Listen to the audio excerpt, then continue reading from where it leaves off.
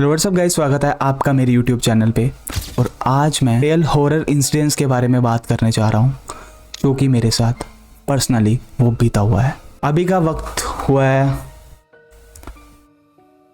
शायद कैमरे में आ रहा होगा, 3:16 हो चुके हैं। बस मैं यही चाहता हूँ कि मैं ये एक्सपीरियंस मैं आपके साथ शेयर करूँ। बात 2022 की है, जब मैं अपने भाई और अपने मम्मी पापा के साथ दिल्ली शिफ्ट हुआ था। वहाँ पे हमने एक 2 BH का फ्लैट लिया था।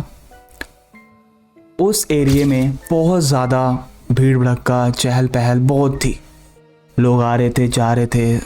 मेरी फैमिली और मैं वहाँ पे बहुत खुश थे क्योंकि हम नए शहर में गए थे। वहाँ पे नई नई चीज़ें, इतनी चहल पहल, लोग, बहुत मज़ा आ रहा था सारी चीज़ों को एक्सप्लोर करने में, देखने में। हम जहाँ रहते थे वो सोसाइटी भी बहुत अच्छी थी। हमको रहते हुए वहाँ पे 2 से 3 महीने हो चुके थे। इसी 2-3 महीने के दौरान हमें रात को हमारे बगल वाले घर से अजीब अजीब तरीक़ों की आवाज़ आती थी। हम जब भी रात को 12-1 बजे के आसपास जब सोते थे तो हमें डेली मेरे मम्मी और मेरे पापा और मेरे भाई को सेम ही आवाज़ उस बगल वाले घर से आती थी। वो बगल वाला घर हमारी पूरी सोसाइटी में सबसे बड़ा घर था। जितना वो घर बड़ा था उतना ही वो घर नेगेटिव था, क्योंकि मोहल्लों वालों को भी और हमें भी डेली उस घर से अजीब अजीब तरीक़ों की आवाज़ें रात को सुनाई देती थी। ये नहीं पता था कि वो आवाज़ें हैं किस चीज़ की। हम यही सोच के हर रात सो जाते थे। हमारी सोसाइटी में नेटवर्क प्रॉब्लम बहुत थी और इसी वजह से मैं वहाँ पे स्टडी नहीं कर पाता था।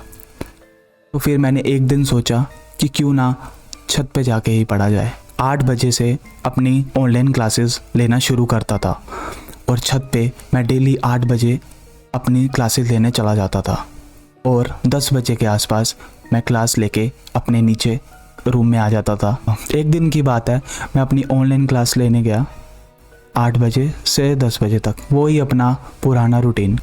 बट उस दिन मुझे कुछ एक्स्ट्रा काम था, तो इस वजह से मैंने सोचा क्यों ना छत पे ही पढ़ा जाए और नेटवर्क भी तो अच्छे ही आते हैं। तो इसी उम्मीद में ही मैं छत पे अपना काम करता रहा और मुझे नहीं पता चला कि काम करते करते कैसे 11, 11:30 और 12 बज गए। टाइम बीतता गया 12:30 से 1 बज गया और मैं अपना मस्त पढ़ाई पे लगा रहा। और सच में मुझे पता ही नहीं चला कि कब टाइम इतना हो गया, क्योंकि काम बहुत पेंडिंग था। मैंने सोचा कि सारा काम आज ख़त्म कर ही लेते हैं क्योंकि ये बहुत ज़रूरी काम था मेरे लिए। मैंने जैसे अपने टाइम देखा फ़ोन में, 1:10 हुए थे और छत पे कोई नहीं था। जिस घर से अजीब अजीब तरीक़ों की आवाज़ें आती थी वो भी आनी शुरू हो गई थी। तो मैंने सोचा क्यों ना अब मुझे नीचे जाना चाहिए। तो मैंने ये डिसाइड किया कि टाइम भी बहुत हो चुका है और वैसे भी वो बगल वाला घर में बहुत ज़्यादा नेगेटिविटी और अजीब अजीब तरीक़ों की आवाज़ आती है। क्यों ना अब नीचे जाता हूँ। और मुझे बहुत नेगेटिव फील भी हो रहा था क्योंकि वो घर बिल्कुल ही हमारे घर के बिल्कुल ही पास था, तो मुझे कहीं ना कहीं वो नेगेटिव लग रहा था और मैं उसी के आसपास ही खड़ा था। जैसे ही मैंने डिसाइड किया कि अब मैं नीचे जाता हूँ, अब मुझे ऐसा फील हुआ कि कोई छत पे आ रहा है। जैसे ही मैंने बगल वाले घर में देखा तो मैंने देखा कि वो वाला घर का दरवाज़ा धीरे धीरे खुल रहा है। वो दरवाज़ा खुला और फिर मैंने देखा कि कोई आया होगा, कोई बात नहीं। तो फिर मैंने उसको इग्नोर किया और फिर मैंने अपनी बुक्स पैक की। जैसे मैंने बुक्स बैग में डाली और नीचे जाने वाला था और वैसे ही मुझे किसी के पैरों की आवाज़ आई फिर से।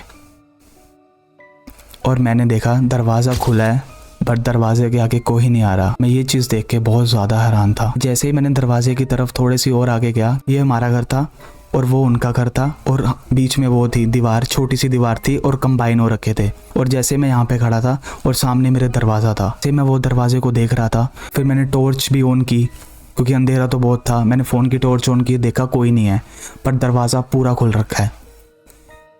जैसे ही मैंने अपने फ़ोन की टॉर्च ऑफ की और मैं जाने वाला तो वहाँ पे पता नहीं वाइट कलर की कुछ वाइट मिक्सिंग कुछ डाला था, वाइट कलर का कुछ डाला था और बीच में ग्रीन ब्लू कलर का कुछ उन्होंने वेयर करके रखा था।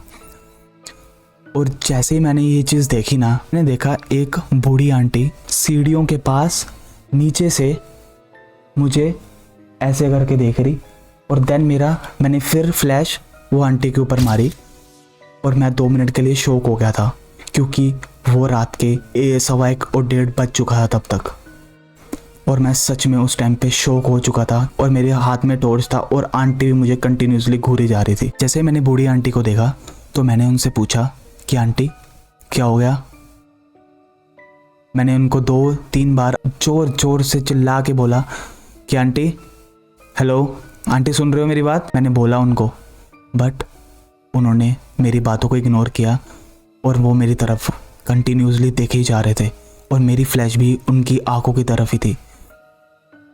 और उनका अचानक से पीछे हो जाना, जैसे मेरी फ्लैश तो ऑन थी, बट वो एक बार मेरी तरफ देख के और ऐसे करके पीछे हो गए, जिससे फिर से वही दरवाज़ा दिख रहा था। जैसे ही आंटी ने अपनी गर्दन बाहर निकाली फिर से, और मेरी फ्लैश भी आंटी की तरफ ही थी।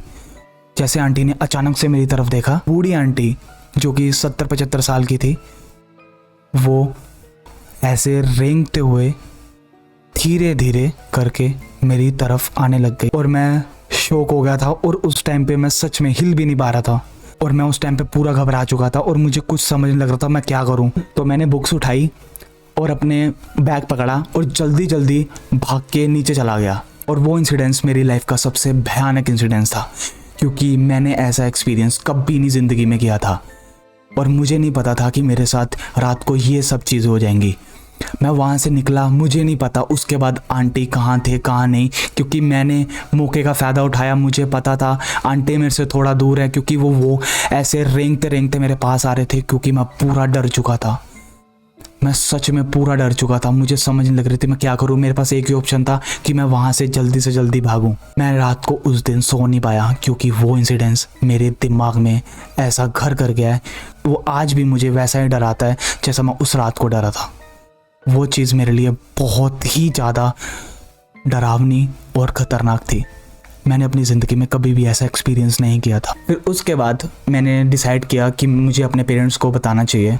मैंने अपनी फैमिली को बताया कि मेरे साथ रात को ऐसा इंसिडेंस हो रखा है। तो उन्होंने यही डिसाइड किया कि कोई नहीं, हम इसके बारे में पूछेंगे, क्योंकि तेरी स्टडी भी ज़रूरी है, तुझे डेली पढ़ना भी तो है, तो तुझे छत पे तो जाना ही पड़ेगा। हम ज़रूर उनसे पूछेंगे कि क्या मतलब क्या दिक्कत है उनके घर में, क्या नहीं। दिन दोपहर को हम 2:30-3 बजे उनके घर पे गए, दरवाजे को नॉक किया। अंकल ने दरवाज़ा खोला। हमने बताया कि हम ऐसे ऐसे आपके पड़ोस में रहते हैं।